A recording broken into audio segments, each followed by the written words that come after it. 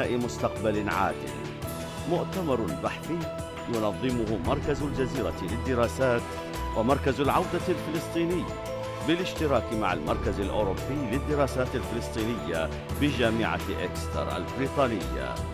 لندن، 30 من نوفمبر 2019.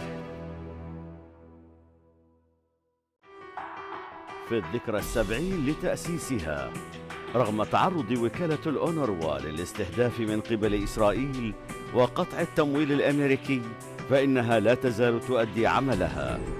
ما هو الدور المنتظر منها في مساعدة اللاجئين الفلسطينيين؟ وهل لا يزال يعول عليها في نضال اللاجئين من أجل عودتهم إلى ديارهم؟ الأونروا، تحديات الاستجابة للأزمات والسعي نحو بناء مستقبل عادل. مؤتمر بحثي ينظمه مركز الجزيرة للدراسات ومركز العودة الفلسطيني بالاشتراك مع المركز الأوروبي للدراسات الفلسطينية بجامعة إكستر البريطانية. لندن، 30 من نوفمبر 2019. في الذكرى 70 لتأسيسها، رغم تعرض وكالة الأونروا للاستهداف من قبل إسرائيل وقطع التمويل الأمريكي، فإنها لا تزال تؤدي عملها. ما هو الدور المنتظر منها في مساعدة اللاجئين الفلسطينيين؟ وهل لا يزال يعول عليها في نضال اللاجئين من أجل عودتهم إلى ديارهم؟ الأونروا، تحديات الاستجابة للأزمات والسعي نحو بناء مستقبل عادل.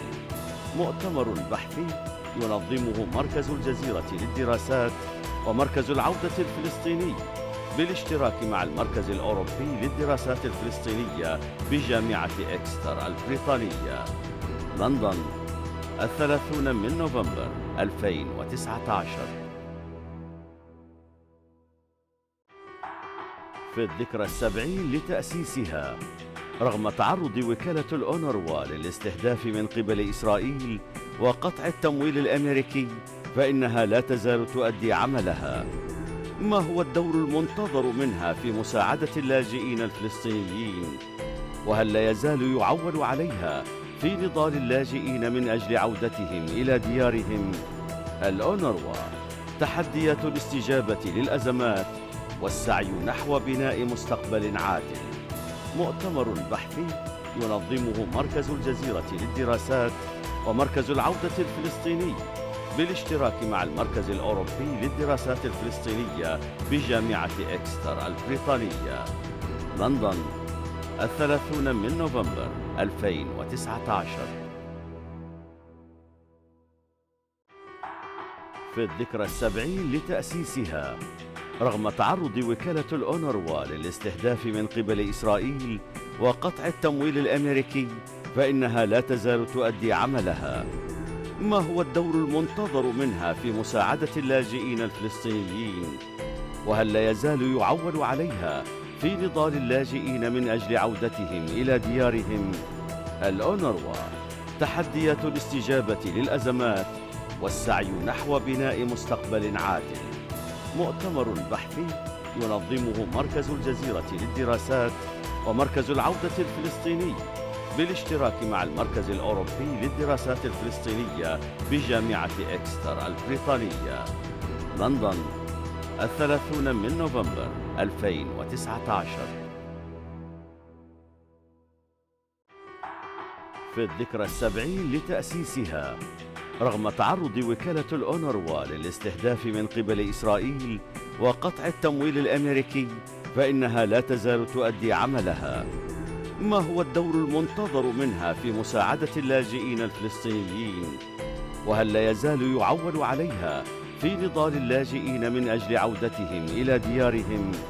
الأونروا، تحديات الاستجابة للأزمات والسعي نحو بناء مستقبل عادل.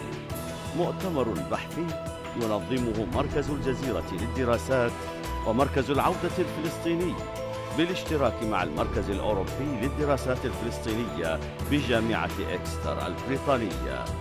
لندن، 30 من نوفمبر 2019. في الذكرى 70 لتأسيسها، رغم تعرض وكالة الأونروا للاستهداف من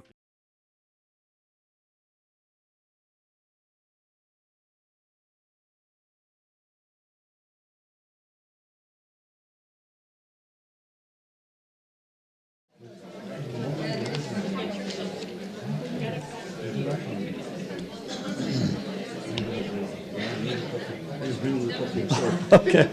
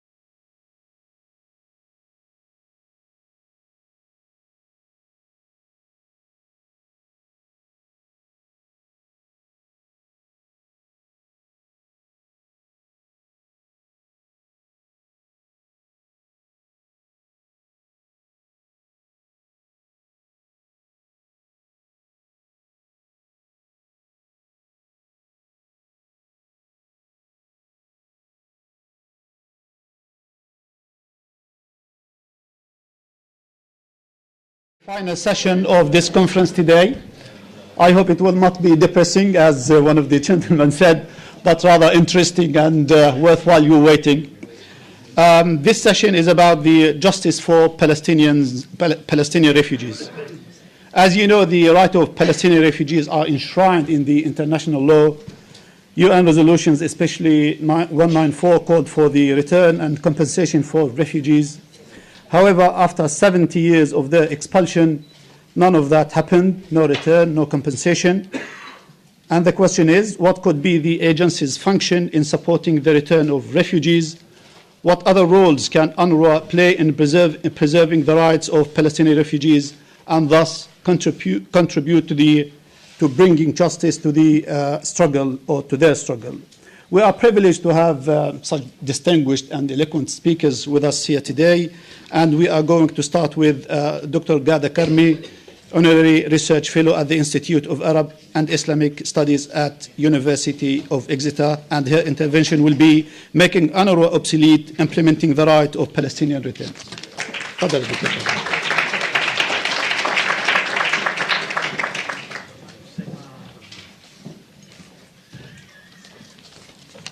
Right. Good afternoon, everyone.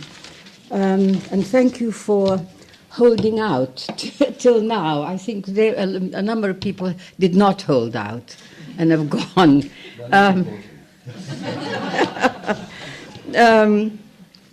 Now, look, my argument really is that UNRWA should never, ever have existed. And now that it does exist, every effort must be made to try and make UNRWA unnecessary. And what I mean by that is that UNRWA came into being, as you must have heard throughout this morning, in December 1949. Now, the important thing about that date is that it was 1 year after December 1948 when Resolution 194 was passed. I know that I arrived late today. I'm so sorry. You've probably gone through Resolution 194 many times. A lot of this is familiar. But the point I want to make is that Resolution 194 called on the newly formed State of Israel to allow the refugees, as it put it, wishing to return and live in peace with their neighbors, etc., but to allow them to return. And it added those who did not wish to return would be compensated and so on. But the point was that it's Article 11 of Resolution 194 is the one that the Palestine legal case for return has rested on for all these years. There are, of course, other UN resolutions that have been passed since. There are many other legal justifications for the right of return. But Resolution 194, that's what it said very early on when the State of Israel was young. So you could ask, why is it that since the UN called on Israel to allow the people who had been expelled back home, why was it necessary 1 year later to accept the status quo, meaning that Israel was not allowing anybody to return, and in response to that, to set up a special agency, UNRWA, in order to take care of this very special category of refugees? And that is how it has remained ever since, because, as you know, UNRWA came into existence because of the Palestinian refugees, and that is what it is engaged with. That is its brief. That's the people it works with. And, of course, it's a recognition, on the one hand, that the Palestinian situation was not a result of a natural disaster. It's not people who've been exiled because of an earthquake or a tsunami. It's a result of a political act by a political actor that refuses to allow these people home. That is the basis of the whole thing. Now, of course, UNRWA has been criticized, I'm sure you've heard all this before, on various grounds. It's been accused of being too political, it's been accused of corruption, there are all sorts of things.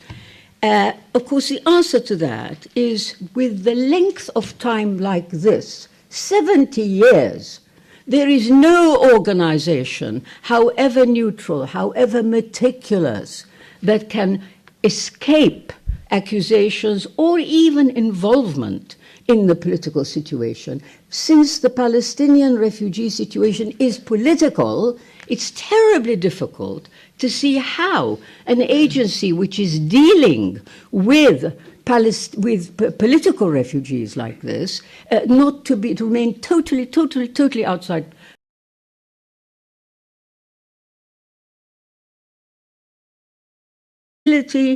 of criticism, particularly from Israel and the ever faithful United States. In a sense, as I said, that's quite understandable. So the real issue is not whether UNRWA is lily white, non-political, whether it's doing its work as well as it could, whatever else you might want to sling at UNRWA. That's not the issue. The issue is that it exists for one reason and one reason only, that the Palestinian refugees have not been allowed their right to return. It's utterly simple. So I believe, you see, that the issue for us, the question for us, is not so much to go on documenting by the way, with the greatest of respect for historians, researchers, all the people who've been involved in these activities, but it is really not the issue to go on documenting the various aspects of the refugee experience, of how it has been, memory, all the kinds of things that so many researchers have been engaged in. The real issue is how we end this, and with its ending, UNRWA will end. So what I propose to do is to devote the rest of my short time to talking to you about what I think is the way to start implementing the right of return. Because if you agree with me that if the right of return were to be implemented, end of refugee problem, end of UNRWA. So therefore, how do we do it? Now, in a short space of time that I have, it's quite difficult to get across the idea with the full detail that I would have liked. However, I can give you the headlines, and I very much hope this will set up questions, a discussion, because it's really an idea which I think we need to think about very seriously. If you notice, over the years that UNRWA has existed, the right of return itself has become more and more dismissed, more and more ignored. It's a mantra. People repeat the right of return, knowing very well in their heart of hearts it's not happening and it's very unlikely to happen.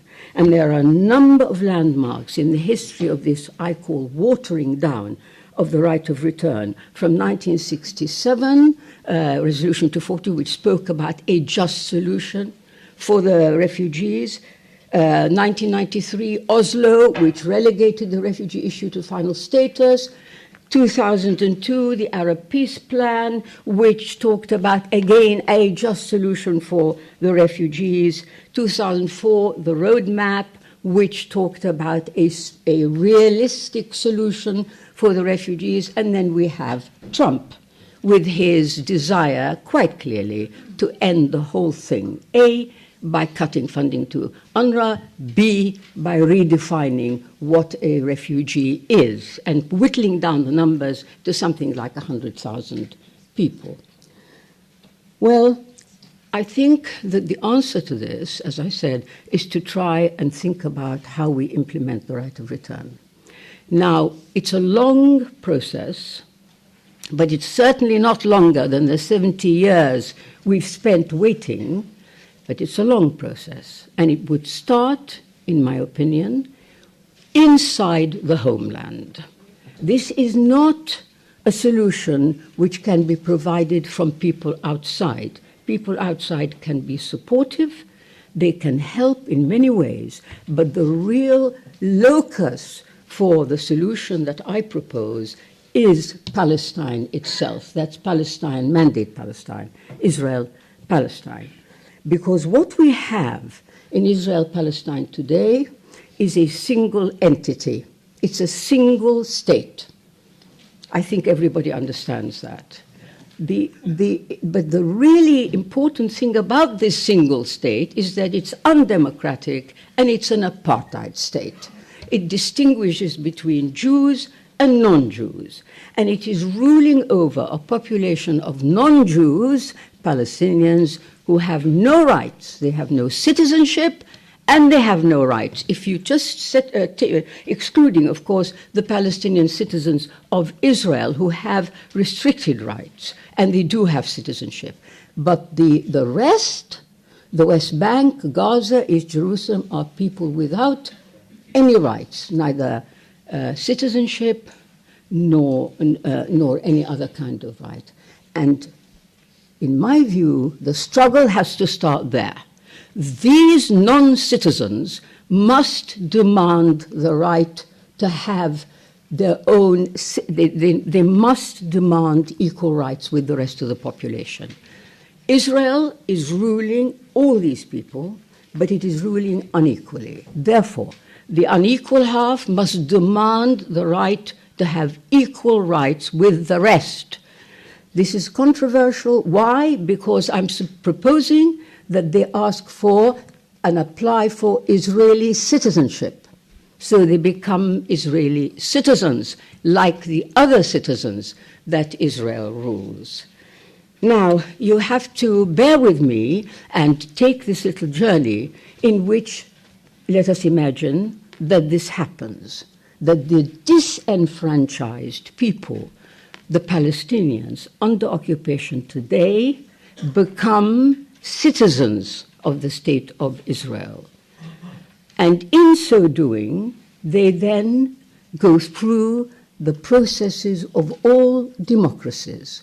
They become elected to the parliament, they have representation, and they are able to pass jurisdiction in their parliament, which will govern the right of their compatriots to return. Now, it's a long process. It will be rejected immediately by many constituencies as being a surrender, a defeat. I've heard all this. I've given talks about this subject, that this is actually a way of giving in to Israel, that the hated enemy we're supposed to become co-citizens with the enemy that has tormented us for so long. All these objections, not to speak of the objections on the other side, the Jewish side, the Jewish Israeli side, which of course would not wish to see an influx of non-Jews coming into the Jewish state. That would be the end of Zionism, and they will fight against it. But nevertheless, what I'm advocating is that we have no other way forward. All else, in my opinion, is a waste of time. And the two-state solution, idle speculation about the Palestinian state, is a waste of time. It hasn't happened, and it's had a long time to be able to happen. It hasn't happened at all. Israel is firmly in control, supported by the Western states. Therefore, the Palestinians themselves have to take their destiny into their own hands, and they have to do the only thing open to them, which is to say, we are being ruled unequally, and that's not fair. We demand equal rights. A simple request, one readily comprehensible over this side of the world, where equal rights struggle has an honorable history. And that, for me, would be the first step on the way to eventually realizing the right of return. And if the right of return happens, then there will be no need for UNRWA, and UNRWA will cease to exist. Until that time, until that happens, of course, UNRWA must continue to discharge its responsibilities, because we're talking about something pretty long-term. But in my opinion, it's something that holds out a promise of deliverance, unlike every other solution that I've heard of for this conflict today. Thank you.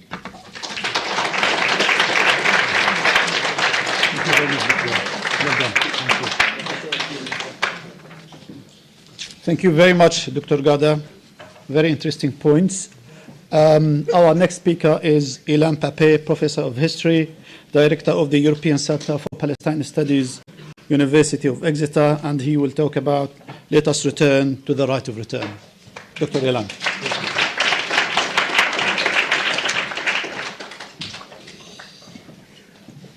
Thank you, Arafat. Thank you all for coming on behalf of the European Center for Palestine Studies that also sponsors this very important and crucial meeting.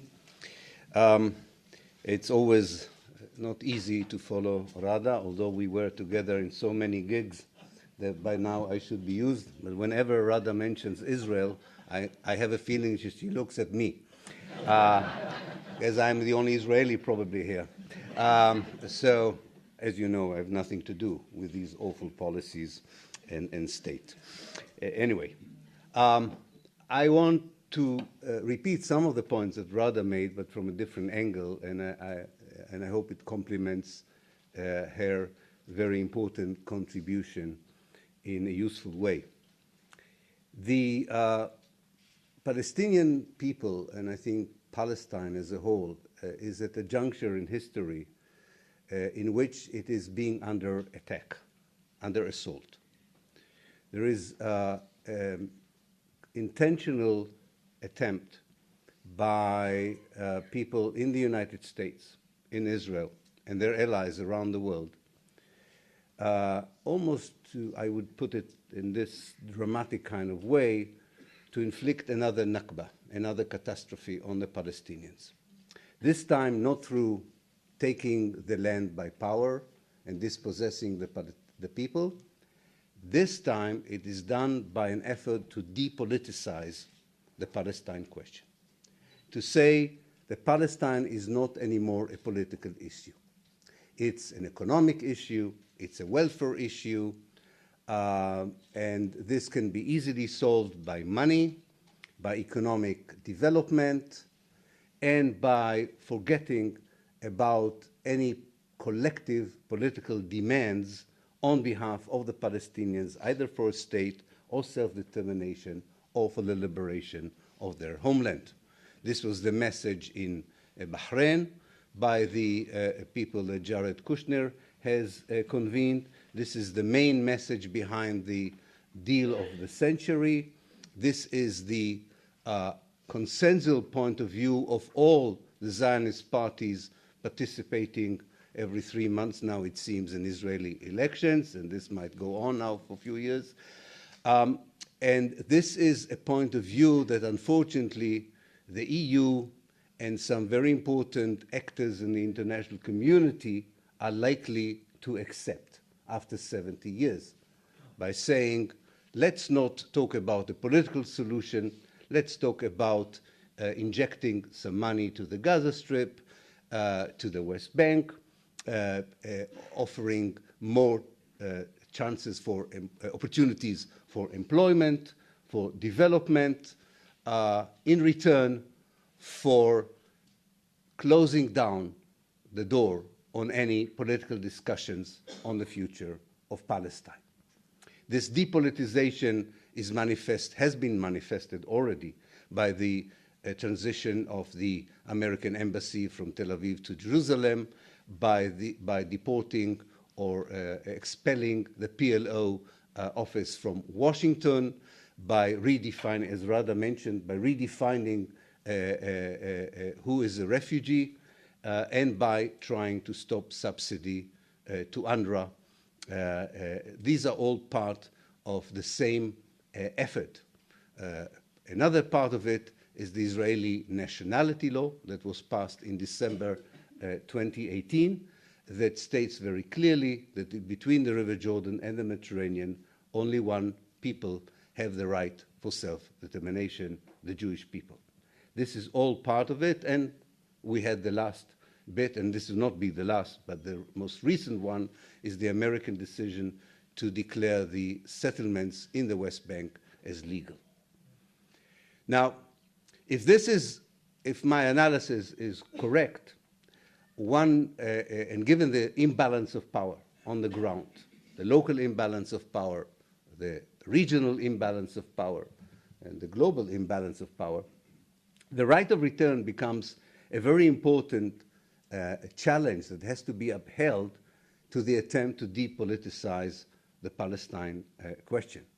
Given the fragmentation of the Palestinian people, the disunity among the political leadership of the Palestinians, there are few consensual issues that can be enhanced as a counter-challenge to this attempt to depoliticize the Palestinians. And one of them is the sacredness of the right of return.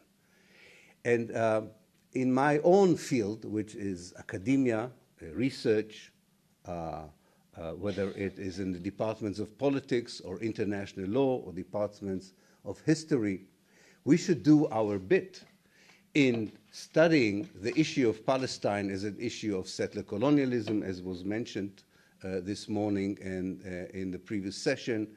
And we should talk about the right of return not just as a political opinion, but as part of the facts of life. And we should analyze and put the right of return, first of all, as a valid topic for research and encourage the next generation of scholars to continue and work on it. And this is part of the reason that we are cooperating with the refugee with the Return Center here in order to make sure that activism and scholarship on the right of return are not two separate projects, but are intertwined into a joint effort to make sure that this remains a topic very much in the minds of people in the mainstream media, mainstream academia, and in politics.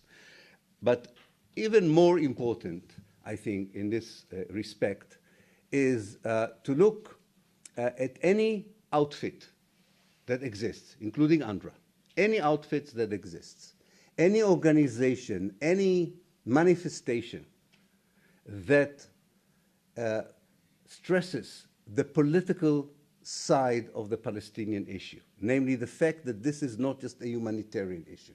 This is an issue of injustice that has to be corrected. Any such organization, and this includes UNRWA, has to be upheld until the scenario that Rada has unfolded in front of us would become true. This is very important.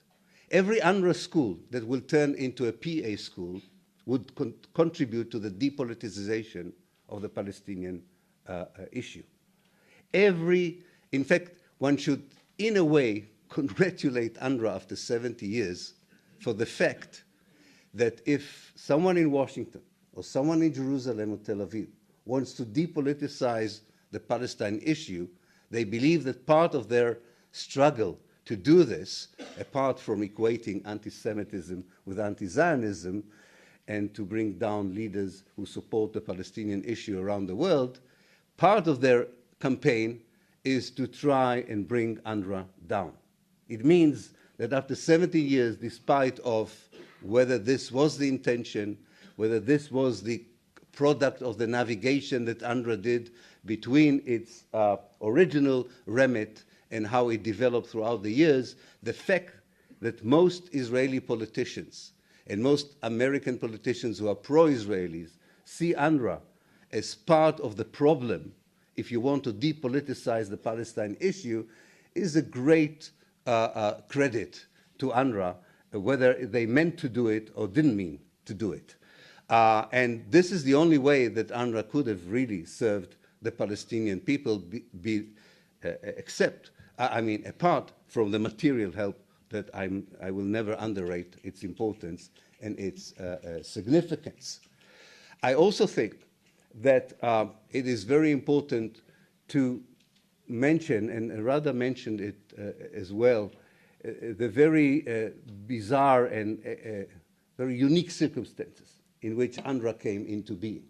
If we all remember the idea that actually there was already an international refugee organization, the IRO, that could have taken care of the Palestinian refugees, but Israel didn't want Jewish refugees from Europe to be equated with Palestinian refugees, and there was a pressure by Israel also to grant a unique status for the Palestinian refugees. But sometimes the intentions do not work out the way that people want them to work.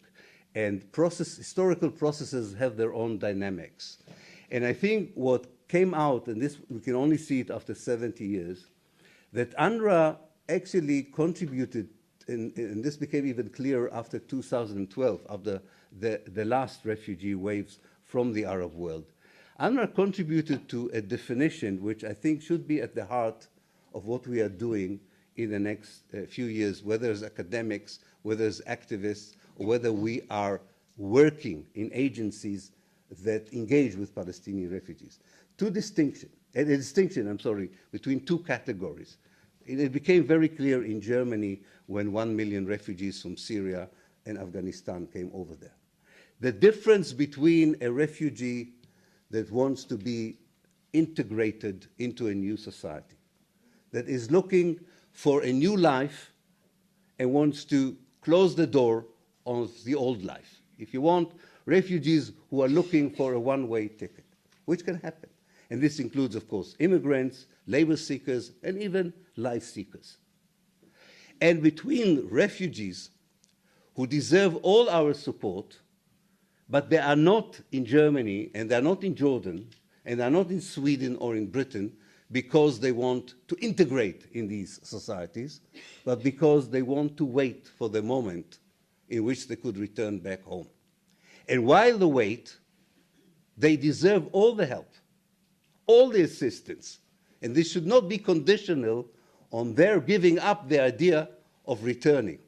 And definitely there should not be a condition for giving up the idea of returning as a political, as a justified and moral political goal of the refugees, either as individuals or as a collective. This distinction is not, it sounds very simple, but it's not easy, for example, for an international organization to deal with, or for a government to deal with. And I would like to end by telling you of a project that we have started in Exeter that actually began very accidentally when a friend of mine, Johnny Mansour from Haifa, and myself were helping the municipal archive in Nablus to organize their archive. I don't know if any one of you have ever been into the archive in Nablus. It's quite a place to be in. And we noticed, and I should have brought a PowerPoint, but I hate PowerPoint, so sorry, you'll have to use your imagination. We went into the archives and we saw a pile of boxes, and it seemed like, given the level of dust on them, that nobody touched them for about 70 years. And we asked, what are these boxes? And they told us there was a committee in Nablus between 48 and 1950 that looked after the refugees who came from Haifa and all the north of Palestine, actually. And that committee was run by the municipality of Nablus. And we started looking at these documents, and we were amazed. From the mayor down to the last official in the municipality of Nablus, people gave up 10% of their salary to provide aid for the refugee. This is before UNRWA arrived in Nablus. This is not UNRWA. This is before UNRWA. And this is before the American organizations that came to aid for the Palestinians arrived. There was no international presence in Nablus. Now, I'll tell you in a minute why I'm talking about this. It looks like it's not relevant. And the whole community was recruited to help the people. And one of the things that they did in this committee, and we found it in the archives, they interviews the refugees about their experience, because as you know, not everybody remained in Nablus. Some of these refugees left Nablus to other places. And they said that what was so unique was that the community understood exactly their situation. That even the word aidun, laji'un, nazihun did not reflect their situation.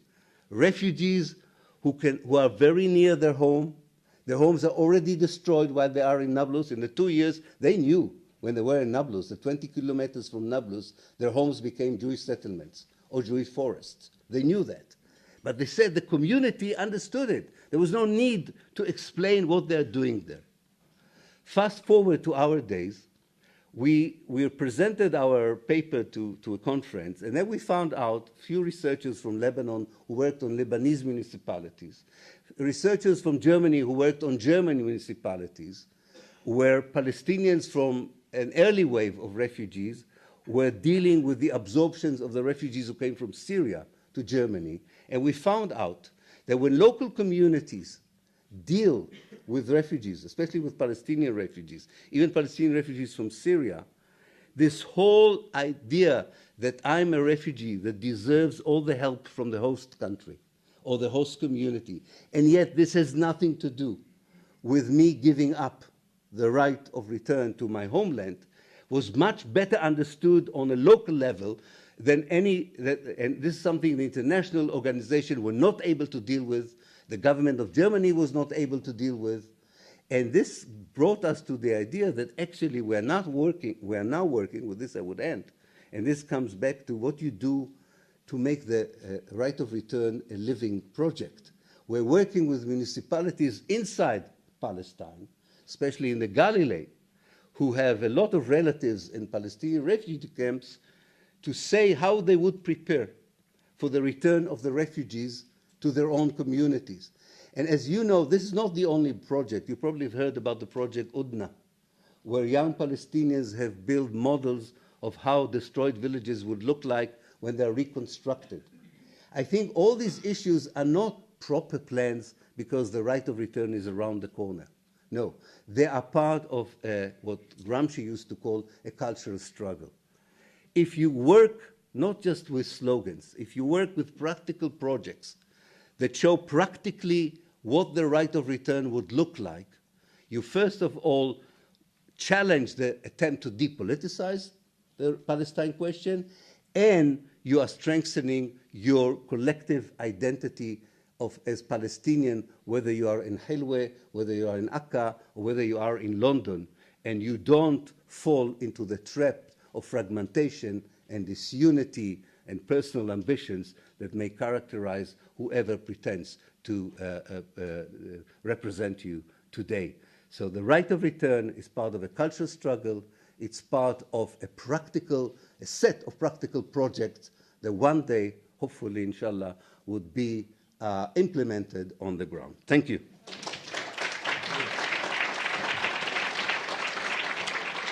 Thank you so much, Ilan, for your intervention and for the great work you are involved in. Our next speaker is Layla Hilal, who is international human rights lawyer and former special advisor to UNRWA on durable solutions for Palestinian refugees. And her presentation will be under the title, Justice for Palestinian Refugees, From Principles to Practicalities and the Role of UNRWA. Layla, please.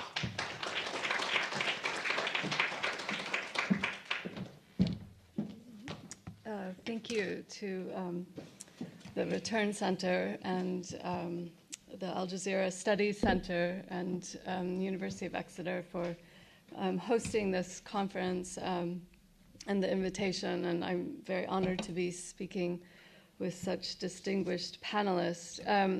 I don't have a cohesive argument to present. Rather, I wanted to just make a few comments on principles and practicalities to contextualize the discussion on justice, and I was hoping that we would have time to dialogue. So to the extent that we have that time, I think that that's valuable. When we talk about justice for Palestinian refugees, we are automatically oriented to the right of return, because the essence of being a Palestinian refugee in political terms is the denial of the right to return home, which is a very distinctive and unique aspect of the Palestinian refugee experience. But I think that from the very rich presentations that we've heard today, actually the issue of justice for Palestinian refugees is slightly more complex. Justice for refugees, Palestinian refugees in Syria, we've heard, is a matter of very different or specific variables. We've heard from colleagues that have come from Lebanon. Justice may look like different things to Palestinian refugees depending on where they are and depending on their personal aspirations. And I think we have to keep that in mind. That said, the majority of my presentation, again, is on the issue of the right of return. And the right of return is an inalienable right. And we do tend to look to UN General Assembly Resolution 194 as the basis of that right. But the strongest case for the right of return in legal terms can be found in the International Covenant on Civil and Political Rights. And this covenant is the corpus, makes up the corpus of fundamental human rights. And the right of return, which is in this covenant, is based on the principle of freedom of movement. And many of you probably already know this, but I think it's important to think about the relationship between the right of return and freedom of movement, because, in fact, the situation of Palestinians across the fragmented territory that is their lives is really one about the denial of access and denial of freedom of movement. And so if we locate the right of return as being part of that sort of multi-layered set of denials that prevent refugees from moving and going where they want, I think that creates an important intellectual dimension and posturing for political and cultural movements. And here I would say, in terms of how we realize the right of return, if it is a denial of the freedom of movement, ultimately, if a refugee has the right of return, if a Palestinian refugee wants to return, all that is required to make that happen is for Israel to open the borders, or for some authority that is controlling the borders to allow Palestinians to go home. So, in a sense, it's not a complicated matter to practice the right of return, but in reality, if you look beyond the principle, it is a hugely complicated matter, because ultimately, if refugees were to return home, we would need a number of social and economic programs to support their return, because returning to where and to what and how would that return be a matter of justice, fairness, and sustainability. And the importance of understanding that you need these set of programs to support refugee return links to the future of UNRWA, which I want to come back to. But I want to make a point about the right of return and political will, because I have spent a lot of time working on the issue of durable solutions with UNRWA, but also with the Palestinian negotiators. And there is a lack of political will to allow return to happen on the part of the Israelis, but there's also a lack of political will on the part of Palestinian leaders. And the majority of the political will that we see from Palestinian spokespersons is in favor of sovereignty.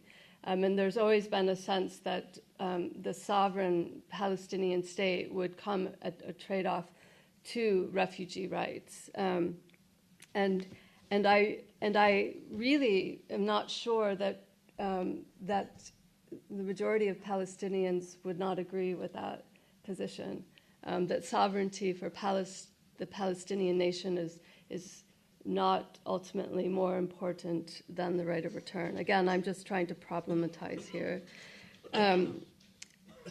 Going back to sort of the set of rights that are important when we conceptualize return, the right to restitution is part of the return narrative that we oftentimes see as collapsed into the right of return.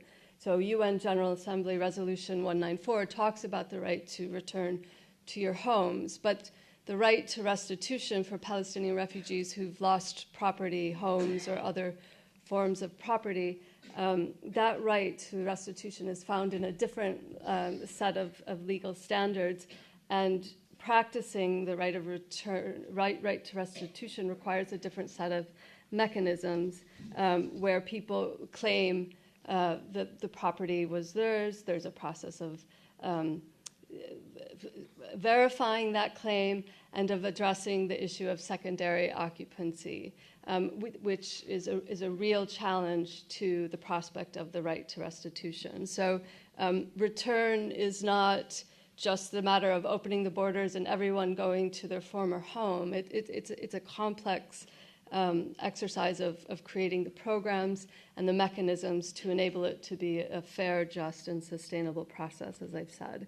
And I think that UNRWA has an important role to play in that process.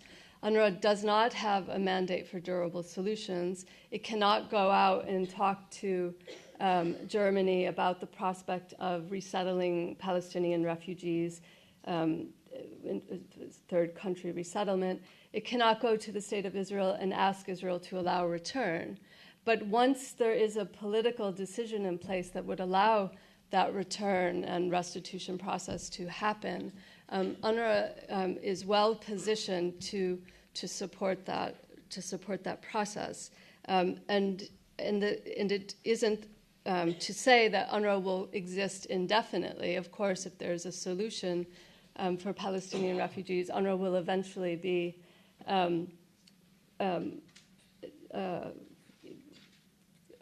phased out. And I think UNRWA accepts and would welcome that phasing out, but also to say that before that phasing out period, UNRWA has an important role to play. And just some examples that I'll quickly go through before I end. UNRWA has a comprehensive registration system that was recently updated. It's very advanced digitally, and it reflects individual refugees and family refugees and links them to their place of origin, amongst other aspects. That registration system will be very important for processing claims and helping refugees in any solution that may come about to solve their situation.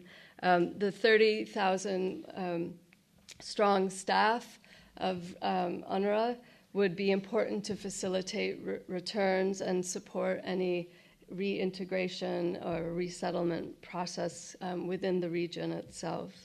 UNRWA has a lot of infrastructure of vehicles and installations that would be important to use for any refugee return process. There is significant leadership within UNRWA and trust between refugees and UNRWA that mean it's an agency that's existing now. We wouldn't have to create a new institution to support this process of return. It would need to be amended. We would need new General Assembly resolutions. We would need different expertise to be added to UNRWA. But I think UNRWA should be seen as an important partner for any solution should the political will materialize to find a solution for Palestinian refugees. And with that, I will close. Thank you.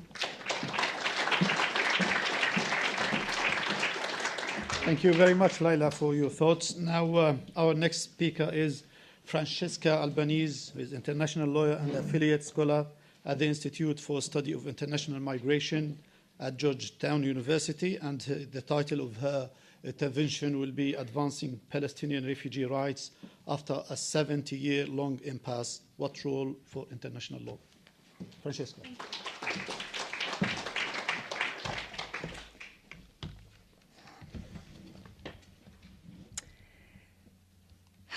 Colleagues and friends, I should start by expressing my gratitude to the Palestinian Return Center, the Al Jazeera Centers for Studies, and the University of Exeter for organizing this inspiring conference, to which I should like to contribute with some reflections on the relevance of international law to advancing Palestine refugees' rights, including through UNRWA. The relationship between international law and justice, which is sort of the overarching topic of this panel, has historically never been a straightforward and uncontroversial one. And the Palestine question is a case in point. As Noura Erekat writes in a recent book about justice in Palestine,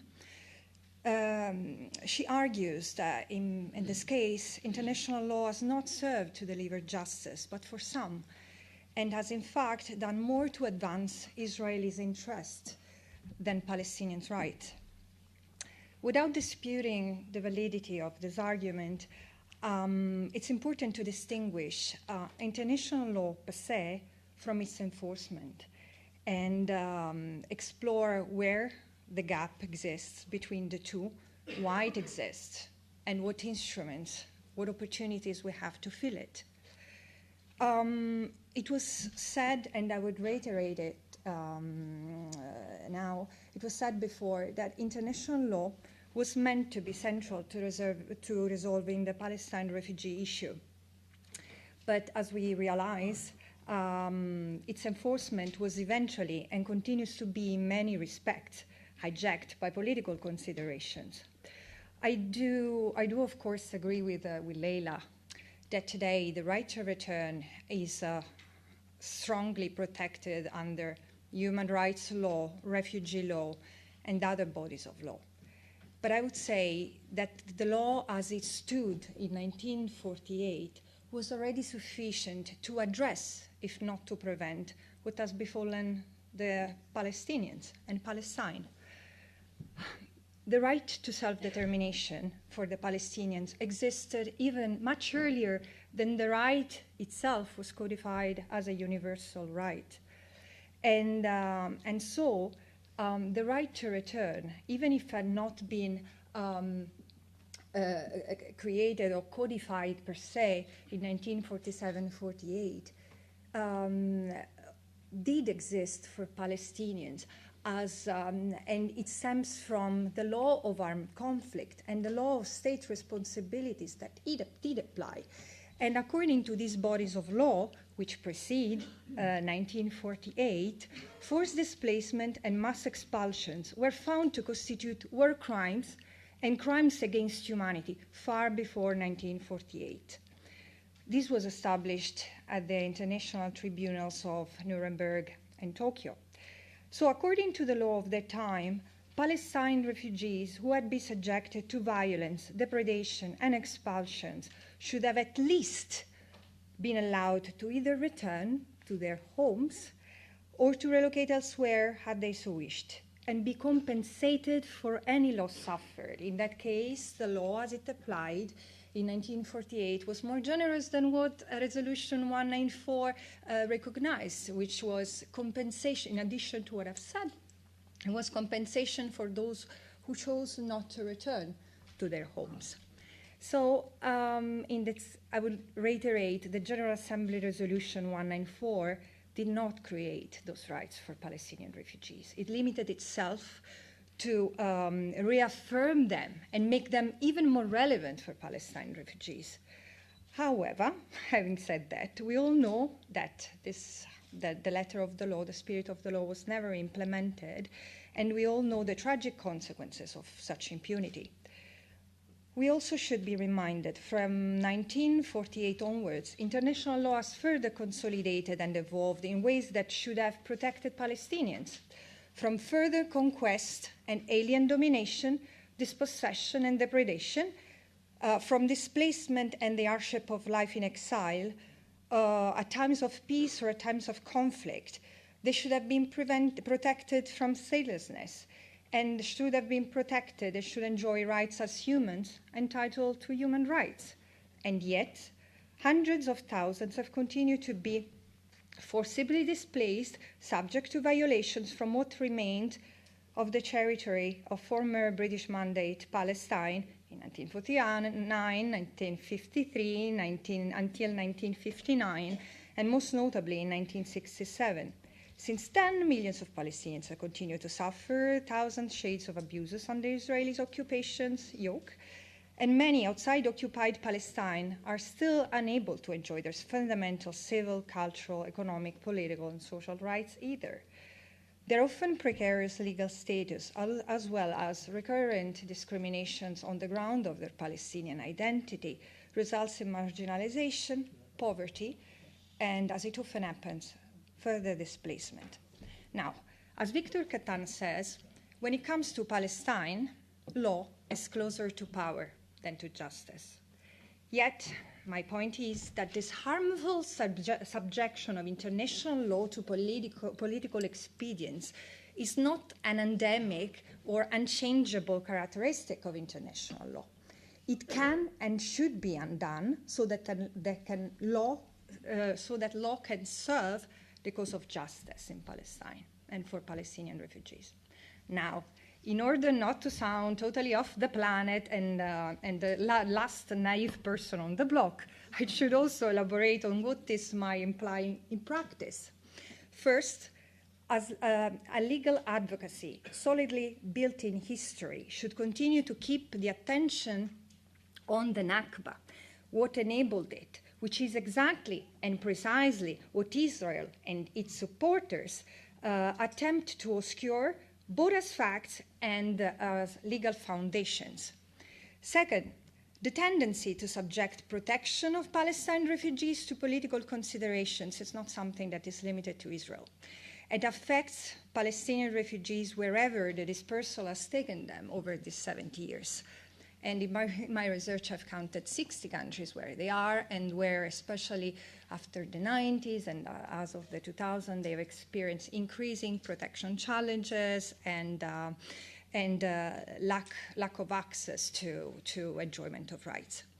Exceptionalism and discrimination in determining the legal status of Palestinian refugees disempowers individuals who could otherwise contribute not only to host society, but to shape their own political future and that of their people. So it speaks to the argument that has come up today more than once: ownership and legitimacy, agency. Third, Palestinian refugees should enjoy their fundamental rights wherever they are, and even citizenship when they want to apply for it, because under international law this would not undermine their historical entitlements as established by the law I referred to earlier on and as reaffirmed in Resolution 194. Third, a firm application of international law should be premised on the assumption that the situation of Palestine refugees, as it has been said before, is not a humanitarian issue to be managed, but rather a political, legal, and moral question to be resolved, and its resolution in a just and durable way is an enduring responsibility of the international community, and Israel, of course. This is the spirit of Article 1D of the 1951 Refugee Convention, which is believed by many to be the origin of the discrimination against Palestinian refugees and at the origin of the exceptionalism through which Palestinian refugees are approached. But that article just recognized a distinctive regime for Palestinian refugees, meaning the existence of UNRWA and the often forgotten but still very relevant UNCCP, the United Nations Conciliation Commission for Palestine, which in 1948, as Ghada recalled us, was mandated to find a political solution to the question of Palestine, including the refugees. This distinctive mandate, this distinctive institutional setting, was not intended to keep the rights of Palestinian refugees in abeyance for 70 years. Rather the contrary, solutions were to be found quickly and effectively, and this is what the distinctive regime was about. In recent years, efforts to deny legitimacy and legal status of Palestinian refugees under international law have fiercely increased. The claims that UNRWA operates outside the international regime and perpetuates the refugee crisis by registering illegitimate refugees, as spread by tens of political acolytes and pundits in the US, Israel, and unfortunately beyond, are not only factually and legally incorrect, they distract from the reality that ending the Palestinian refugee status requires once and again political solutions according to international law. Of course, continuous attacks on UNRWA for what it represents for Palestinian refugees are just a way to impose a solution that denies the rights of the refugees. So, in the short term, efforts should be redoubled to protect UNRWA, whose mandate is firmly determined by the General Assembly and tied to the realization of a just and durable solution for Palestinian refugees. And meanwhile, humanitarian aid should not be a substitute for political solutions. This remains a pressing issue in considering support to the agency. UNRWA's existence, once UNRWA's existence is secured, a solid rights-based approach should underpin the reflection on UNRWA going forward and thinking of what lays ahead. This requires examining how it can better serve the refugee population and uphold their rights beyond the emergency. UNRWA often argues not to have a durable solution mandate and that others have this responsibility. At the same time, while the government of Israel and the PLO and the government of Palestine are important political actors. Like any refugees, Palestinian refugees need and deserve an independent international agency engaged in upholding their rights, including to return, restitution, compensation, as well as to any durable solution they wish to pursue. And because the UNCCP is no longer operational, has been defunct since the early 60s, this vacuum needs to be filled. And UNRWA is the only organization that could at least help do that. So the opportunity, before I conclude, is that The New York Declaration that, on refugees and migrants that was unanimously endorsed in 2016, with all the limitations of the historical context that produced it, represent an opportunity to break the impasse, because the declaration calls for a resolution of all protracted refugee situations through addressing the root causes of the original displacement, reaffirming the central role of international law and the importance of a multi-stakeholder approach in resolving the refugee problems, and provide a UN-sanctioned mandate for the elaboration of a comprehensive framework for just and durable solution for refugees. These instruments and the implications it might have for Palestine refugees deserve to be fully explored. I would like to stop here in order to leave space for discussion. Thank you.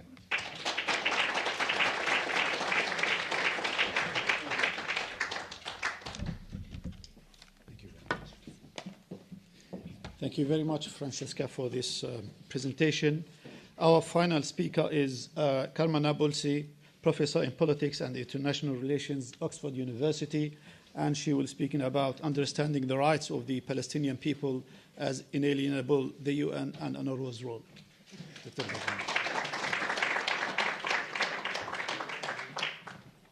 Thank you so much for getting through that title. And thank you all for your patience. I know it's been a very long day on this subject, so I'm going to keep mine very short. We have a number of incredibly distinguished people here today. And I'd first like to thank Pietro and Tarek from the Return Center, the Center of Studies at Al Jazeera, and Ilan, I didn't know, the European Center is everywhere, of Palestine Studies of Exeter, for convening this, because it's a really, really, really important moment.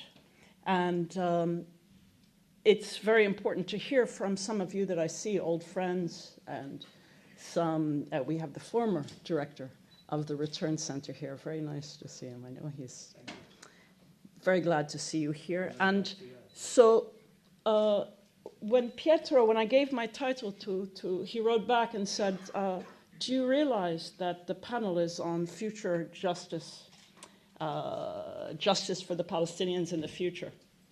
Because I'm going to talk about something that I cannot pronounce because it's inalienable. Yeah? And I talked about the inalienability of rights, the UN and UNRWA. And he just sent me a very kind reminder. The topic is really this. Are you sure? And I said, yes, I'm sure. So bear with me a little bit longer. And did I leave my glasses over there? I'm going to read two things about this, and apologies that I can't sit. So yesterday was the International Day of Solidarity with the Palestinian people. Yeah, that this was something the UN set up. I'm going to talk about these structures that we have and what they mean, and this very moment and what we should do. Can you hear? Okay. So 22nd of November 1974, which is 40-some years ago, the General Assembly expresses its grave concerns, this is 74, that no progress had been achieved towards, and first it says, the exercise by the Palestinian people of its inalienable rights in Palestine, including the right to self-determination without external interference, and the right to national independence and sovereignty, the rights of the people to sovereignty there, and B, the exercise by Palestinians of their inalienable right to return to their homes and property from which they had been displaced and uprooted, and C, number 3, they decide to establish the famed Committee on the Exercise of the Inalienable Rights of the Palestinian People. All right, that was 75, and then also, one of the first things the committee does the next year is organize, and the General Assembly voted through, in consultation with the committee, it was a recommendation, the first year of that committee, commencing in 1978, this was actually 77 must have been, the annual observance of 29 November as the International Day of Solidarity with the Palestinian people, And that was the day of the partition was voted through. Yeah. So thank you for bearing with me reading those. It's important because this notion of inalienable is going to help us for how we orient ourselves in the future. Because what I'd like to just touch on is, what do we need to do at this very moment? What does this moment call for? How can we adhere to a strategy that protects the Palestinian people in this moment? How do we advance justice, which was the mission we were given to talk about? How do we avoid becoming part of the very forces arrayed against the Palestinian people? How do we avoid this relentless push into providing cover, even if it's genuine ignorance, much less the studied ignorance? So what is the role of policy for the moment, of those who make policy, the policymakers? Yeah? Or for those who are active scholars or interested parties as they're known, yeah, with this issue. So if there is a desire, a need, a wish to do more than chronicle the destruction of an entire people, so what is their, or what is our responsibilities at this moment? Now, I would say the first responsibility is to appreciate what is going on. Ilan very generously said, if you agree with my analysis, and after a description of the deal of the century, about what is going on at this moment, yeah, 2019. And so that would be the first responsibility, to be sure that we understand what is happening now before we can decide what to do, and not assist in denying it. Now, I would say this operates in two ways, and I'm just going to talk about them very briefly. But it's about the project of settler colonialism, its acceleration, and the opportunity that is presented to the settler colonial project to complete what was attempted in 1948, and therefore in some, this plan, which is still underway. It is still underway. Yeah? So, everybody knows, I don't need to rehearse the elements of the deal of the century, but I think it's very important for UNRWA and UNRWA's role and what is happening for everybody to understand it, a little bit. So, of course, this plan, the settler colonial project, which is accelerating and has not yet finished its ends, its dispossession, is to take advantage of this momentary conjunction of forces, which is allied with the extreme right.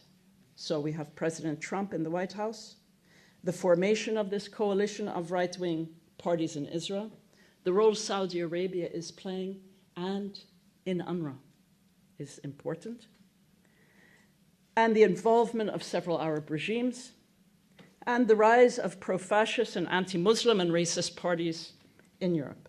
So its purpose is to achieve the most extreme, irredentist, and expansionist vision to complete the settler colonial project that began a century ago in Palestine. Yeah? So the other side, I would say, of this, and the way this would work, of course, is where the language is on the process, the peace process, one state, the two-state, etc. There is these final status issues, is what they're called now. Yeah? So the idea is that we complete these. This is the project, is to complete these and to close all of these 5 issues. As we can see, settlements, Pompeo's statement, borders, refugees, Jerusalem, and to complete these by force. So that is what you can see unfolding. And the opportunities will continue to be sought by this project over the coming year. This is important also when you want to analyze, what do we do? How do we take up our responsibilities in this moment? Yeah? So the other side of this, I was saying it's two sides. You have the settler colonial project, which is accelerating by force and by military. Yeah? The other side of this is, what does it need to complete this project? It needs a silencing, which is an active silencing of solidarity. It needs an active silencing of the international administrative classes and a depoliticization. I think Ilan spoke about that and others talked about, we can speak about things in very abstract terms, very technical terms. I was listening to Ahmed Hussein, the action groups, very fine, talking about statistics, about the details in a very technical way. But actually, I know the work that you've been doing and the very careful responsibility to make sure you convey each person, each life with the full dignity. And that is, I'm going to conclude with, is the other, and I would say more important at this moment. I'm not saying not to gather these these statistics and to convey part of what has happened to our people, that are in Syria, but also those, the silencing, the active silencing, which is a part of it. How will they complete this project? It depends. It depends on the silencing of what is going on and the continued silence. And people forget how active that silencing is. And it points to where the responsibility is, what one needs to do. So the role of UNRWA, UNRWA is not the agency of return. It is not the agency of our enfranchisement. What's important here is when we look at sovereign rights. There was a young woman, I don't know where she's sitting now, who is from Lebanon, talking about the experience there, about what it means to be a sovereign people, that we are unified as a people, no matter the fragmentation, which is a settler colonial project. And that understanding of what is sovereign, not the land, not just the land, not just that we are attached to the land, but that the sovereignty accrues to the people, and that the people are unified, which rejects the notion of the settler colonial project, which is to fragment us, which is to dispossess us, and to make it an invisible process. And therefore, we have to look very carefully at these institutions. I would say the most important thing now about UNRWA is that it's the memory not of the return or what happened to us even, but of international responsibility for that dispossession.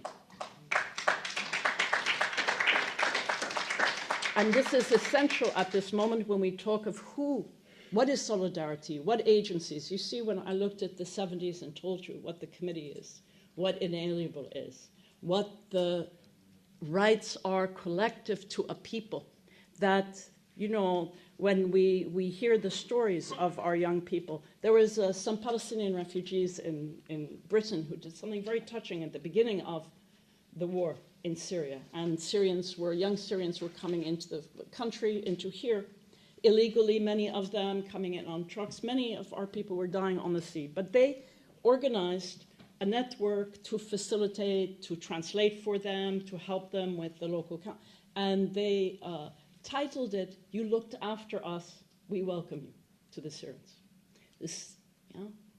Because this kind of solidarity of what does it mean to be one amongst others, that you are treated with this dignity. Ilan talked about the municipal, I've been in those. But in every city inside Palestine and around it, that's where we all went as refugees. A lot from Jaffa, you would have found stories there, right, in Nablus. But you can hear from the older generation these stories as well about the hosting, but the preservation of the inalienable rights. I've never been a two-stater or a one-stater. I believe in dealing with the injustice, that we return, and let us make an empire or 15 states. I'm not really interested. And I'm not a great state person. I believe in the people in self-determination.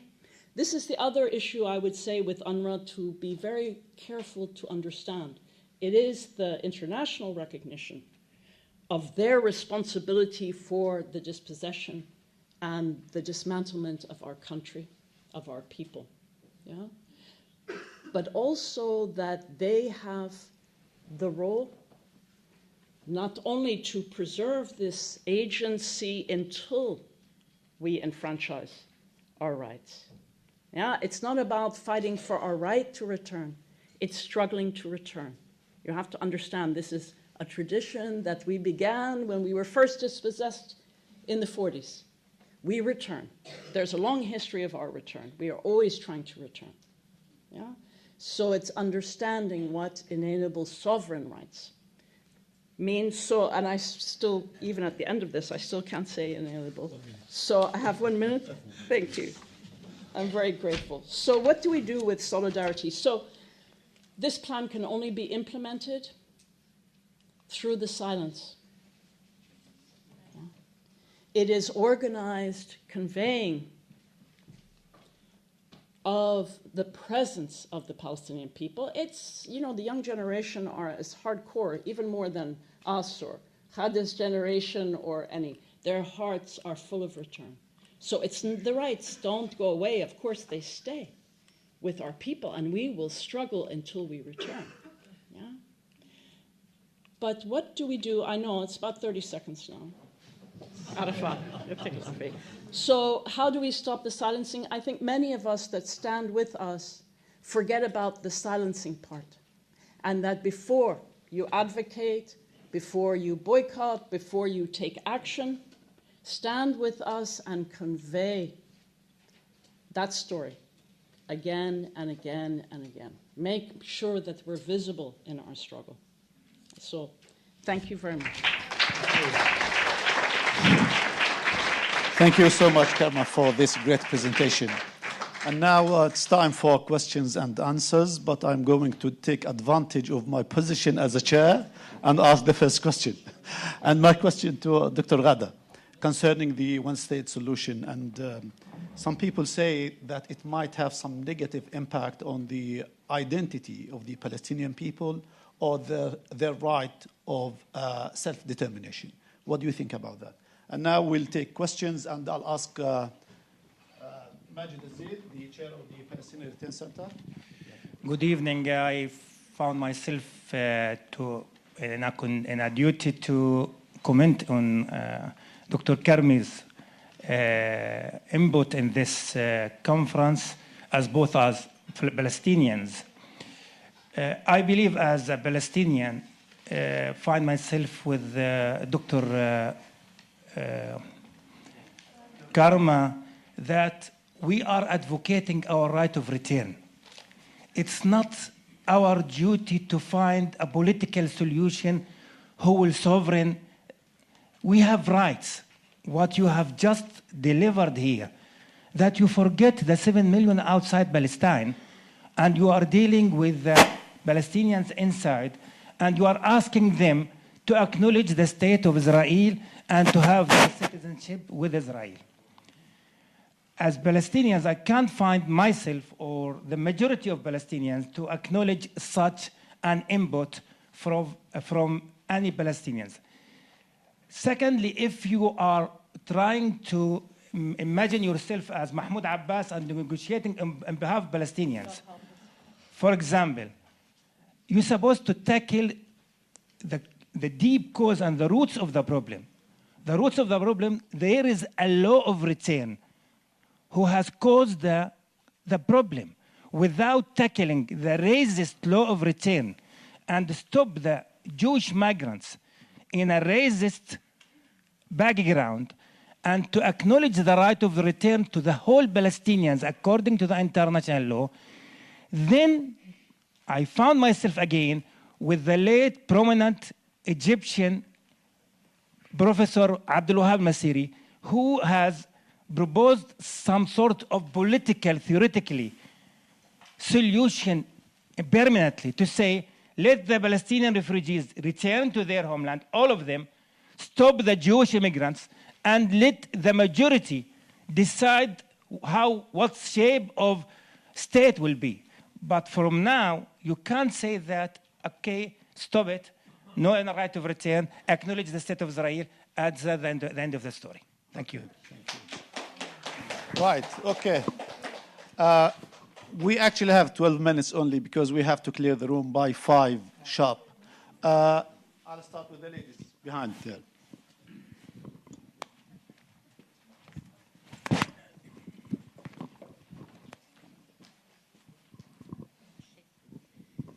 Thank you very much. First of all, I wanted to thank you for this interesting conference. Just to quickly introduce myself, I'm a French immigration and refugee lawyer, and I have my own small office, okay, north of Paris, and I was in Moria refugee camp in Lesbos in Greece, and I saw many Palestinian refugees people, and nobody talk about them. Also in Europe, and I was also in Italy and Calais, you know. I think that there is a crisis, not of refugees right now, but a crisis of the international law. And I have one question to the lawyers, international lawyers, because I can see on my daily life as a lawyer, but a small lawyer, okay? I'm just before the French court, okay? And I can see that we have lots of problems to defend the minimum of the rights of the refugees, and that we have to fight a lot also against, I'm sorry, it's not politically correct to say, against the new tendency of the judges, not only in France, but I think in Europe and everywhere, is to not applying the international law and refugee law and the convention in Europe, for example, of Geneva. So my question is, what is your opinion on the international law crisis and the crisis of the multilateralism? Because right now, I think you cannot implement any law if there's no international society anymore. I mean, or... Okay. Okay. Okay, thank you. Okay. I'll take a couple of questions. Yes, there, please. I'd like actually to give a chance to those who did not ask. And then if we have time, I'll get back to you.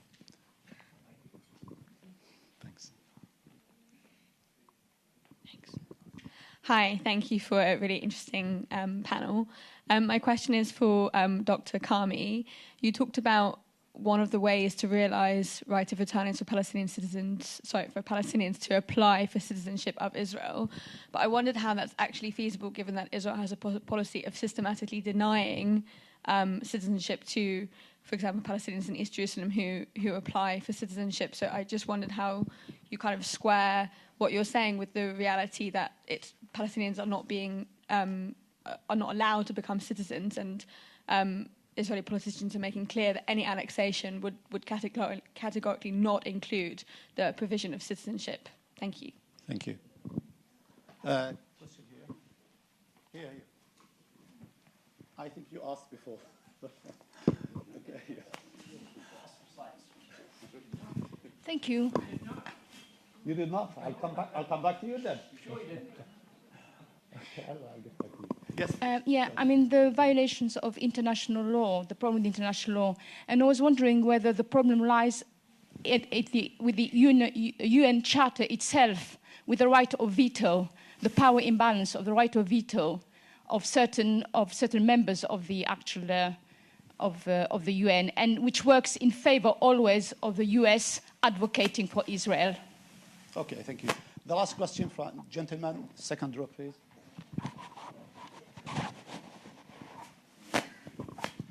My question is for Dr. Shadi Karami. Do you really think that Palestinians are going to apply for Israeli passports?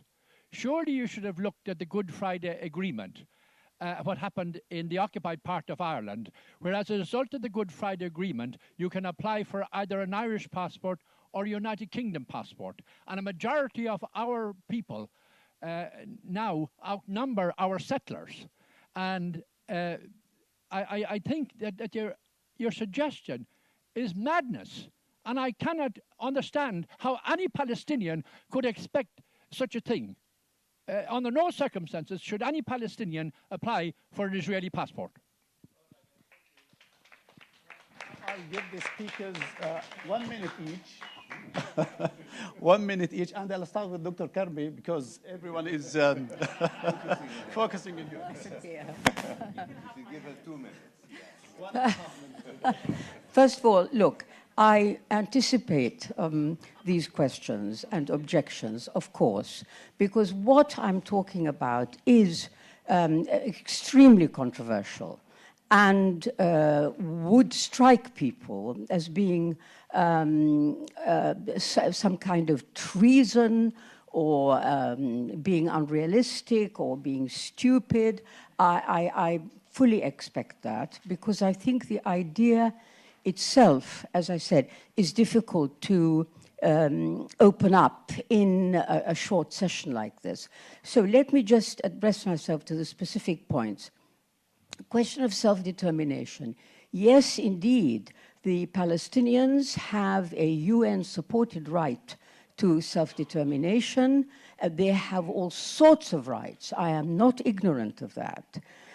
You see, the problem we're facing here is one which is looking at the reality. It's not looking at what should happen, what international law has said, etc. It's not. It's looking at a situation which, in my view, is absolutely dire. And it's not a situation that is amenable to these kind of long-winded discussions, policy alternatives. We have all the time in the world here, but they do not. The refugees certainly don't, and the people living under occupation don't. So the question really, I think, that we should be asking is, how does it come about? How is it tolerable to you, the people who objected to what I say? How is it that you can accept a situation in which Israel rules over 5 million people without a single right? How is that acceptable? How has Israel been allowed to do that? So my answer to that is, of course it's not acceptable. And you can shout till you're blue in the face that it's not acceptable. It will make no difference. You have to look at the balance of power in the world. You have to see that Israel is very powerful, that it is supported by very powerful states. That's what we're facing.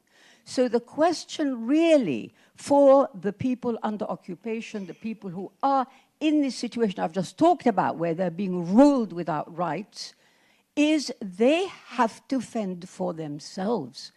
The solution I suggest is not ideal. Can anybody possibly imagine that one would desire to be an Israeli citizen alongside in the Israel we see today? No. But from my point of view, from what I can see, just using common sense, that is the quickest way in which you can infiltrate the Zionist state.